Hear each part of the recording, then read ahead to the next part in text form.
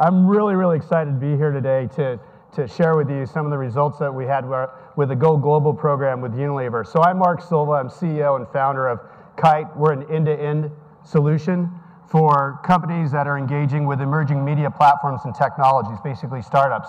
And Andy Donner, and I go back a long way, Andy was with Physic Ventures before. The two largest limited partners of Physic Ventures were PepsiCo and Unilever.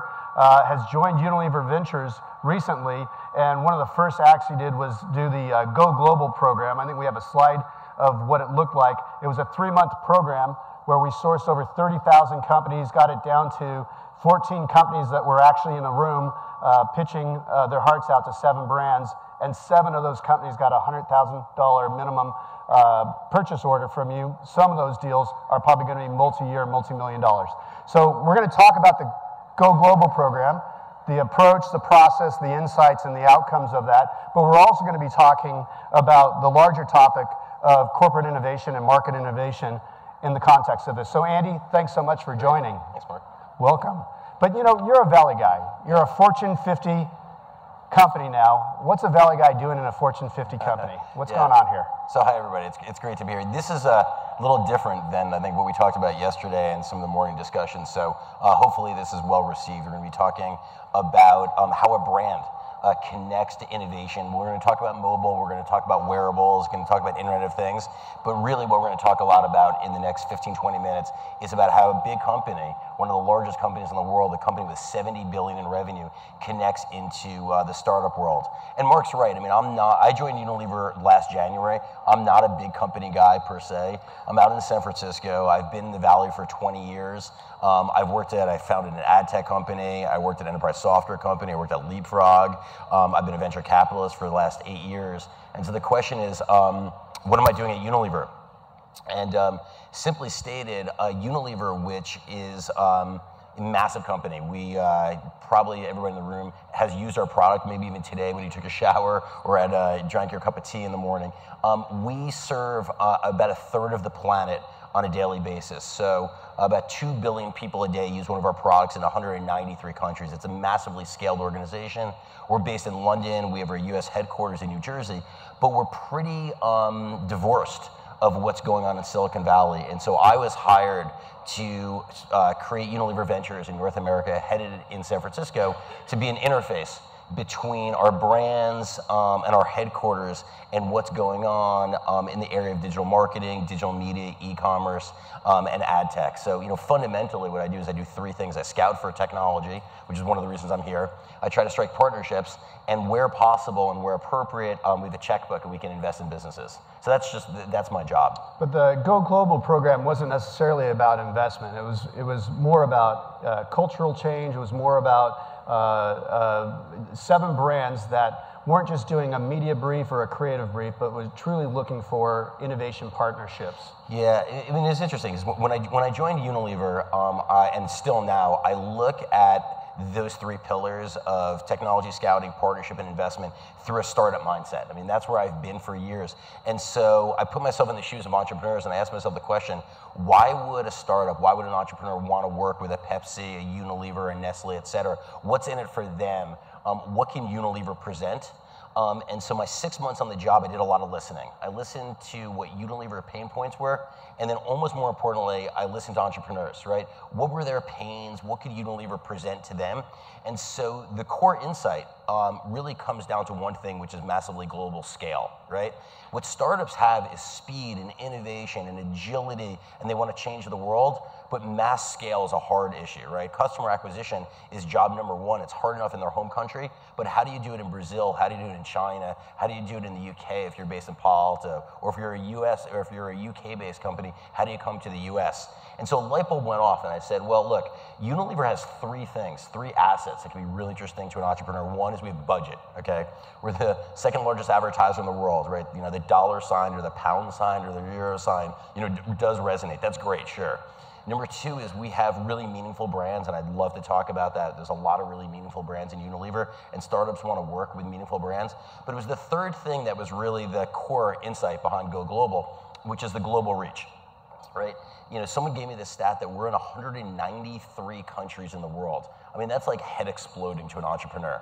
So, like, how could we possibly package that? How could I create a program where that access, that market access and the partnerships, how could I present that to a startup to help them expand and go into new markets? And similarly, how can we then use their technology to help Unilever and our brands solve specific brand challenges in the area of digital? Yeah, so you're touching on a lot of almost the barriers to working with the startup ecosystem that brands have. If I'm massively scaled, if I'm touching 2 billion people on the planet every day, if I'm doing that massive scale, how can I care about something that's just emerging and isn't necessarily a proven?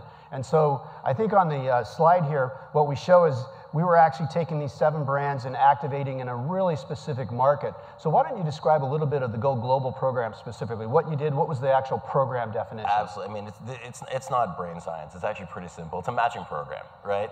And so what I've done with my team, and we worked with some outside partners, and I'll talk about that in a second, is acted as an interface and a facilitator to match our brands, and there's 7 brands, and they were handpicked, and I'll talk about that in a second, and get their briefs and what their digital priorities are, and then to take those needs, requirements, and opportunities, and then go to the startup ecosystem, right, and find the companies that are elegantly matched to work with that brand on a pilot.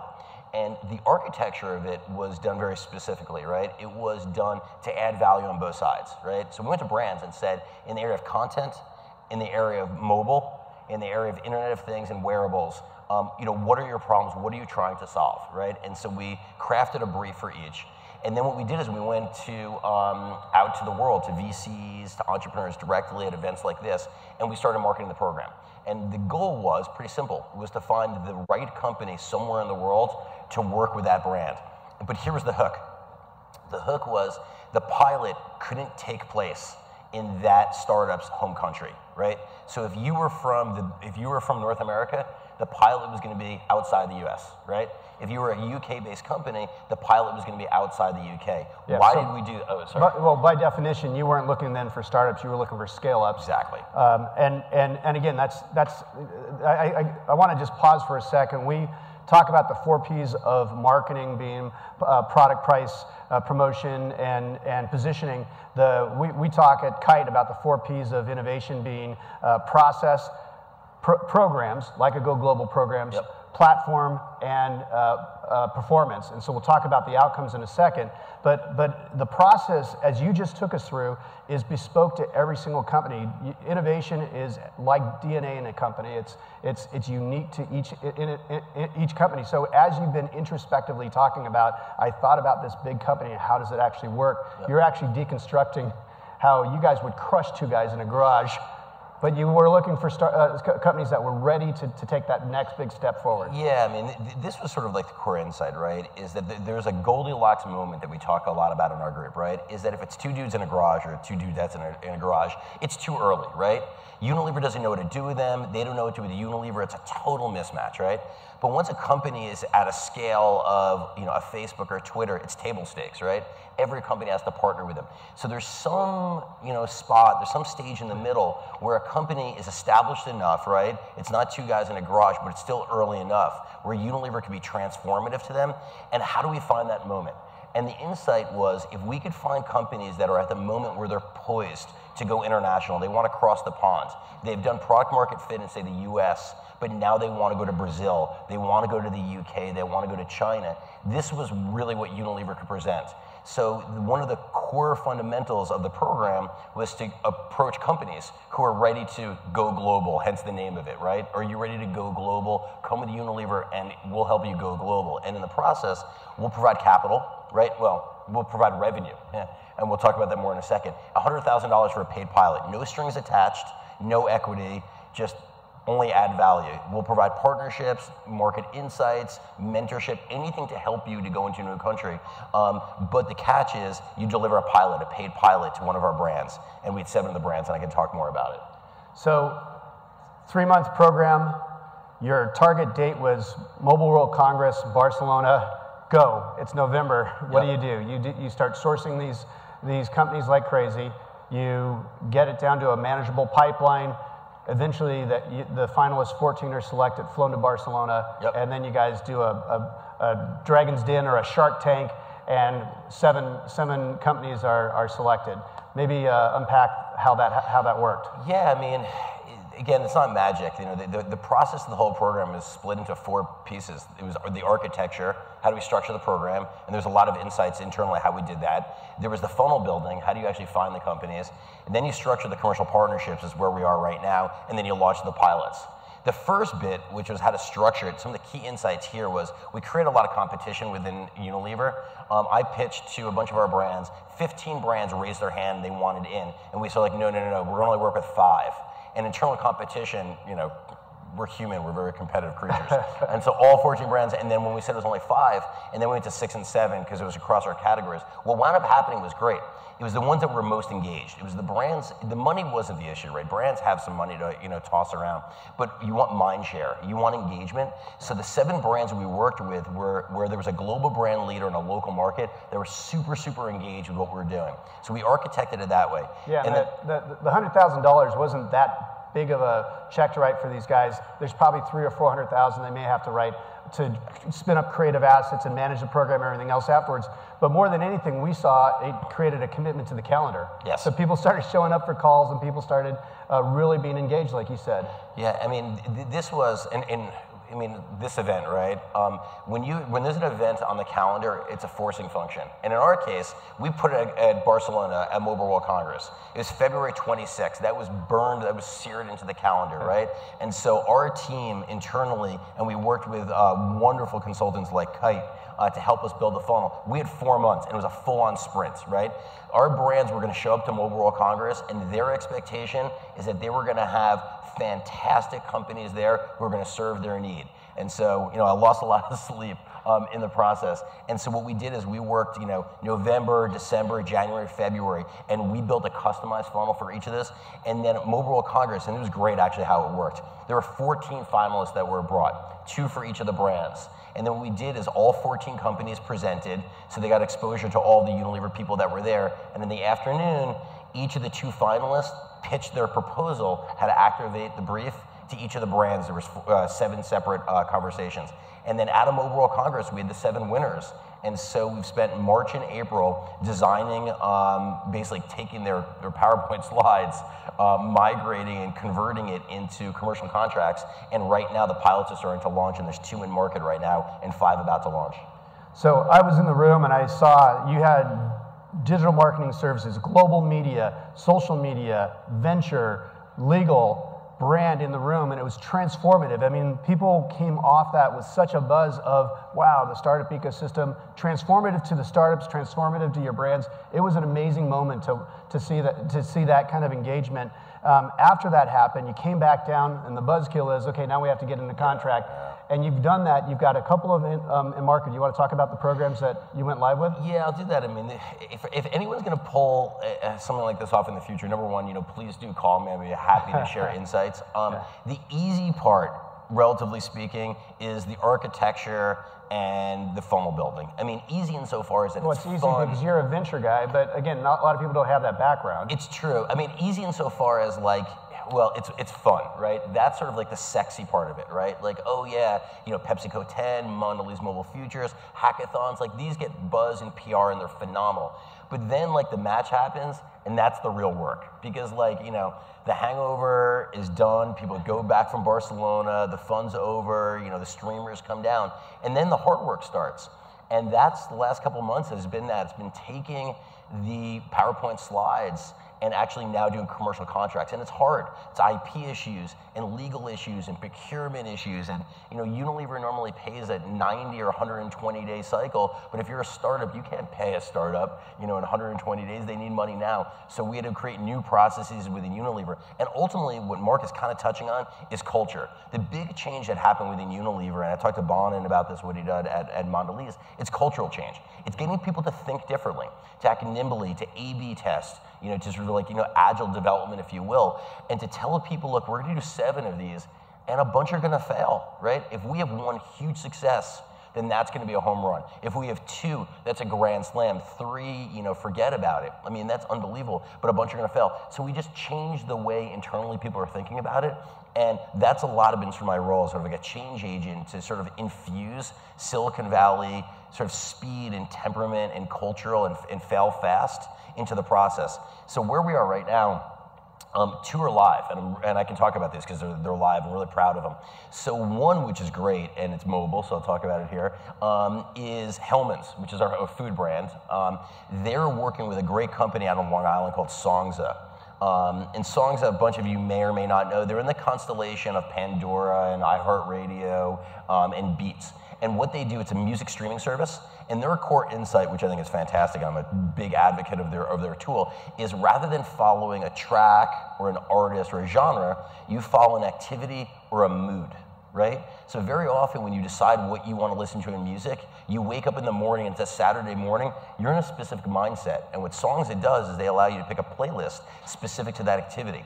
So Hellmann's, what does Hellmann's want to do? They want to associate that moment with cooking and with the brand love that is Hellmann's. And so they're working with Songza on a campaign around barbecuing. And this is really cool. New technology was developed to bring in weather data. Yesterday we heard from the Weather Channel folks. So when it gets above a certain temperature, and this is in Canada, right, then there's a specific song list that is recommended to you, that the concierge recommends it to you, where it's barbecue. There's actually 3 song lists. I think the one that's really popular is Shake Your Rump Roast.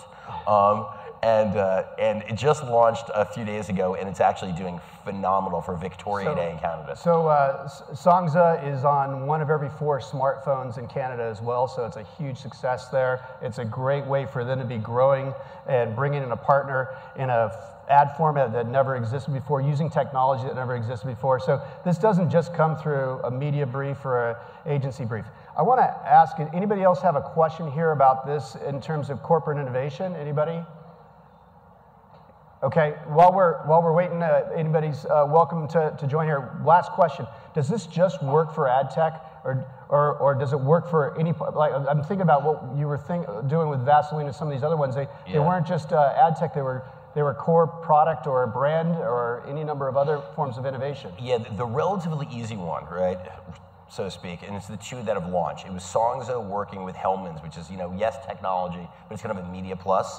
And then Project Sunlight, which is Unilever brands working with Upworthy, which I love Upworthy. It's kind of like BuzzFeed. Project Sunlight is your sustainability brand. Project Sunlight, so the Unilever corporate brand, which has never been branded that much, is really the underpinnings of it now. It's about sustainability and personal accountability and responsibility, that all of us can take small actions to make the world a better place. And that's what Project Sunlight's about and what the Unilever brand wants to be associated with. And they're working with Upworthy, another New York-based company that's phenomenal. It's kind of like BuzzFeed with a soul. I think they're great. I was just going to say, as we're wrapping, you didn't mention the other startup you worked with through this, which was KITE. How was the innovation partner as well? You went out to a partner to help with this, even though you've got this in your background. Yeah, so I was. So KITE's been fantastic, and I will talk about that in 1 second. So to the question right before that, so the other 5 brands that are working are actually pushing the envelope on technology, right?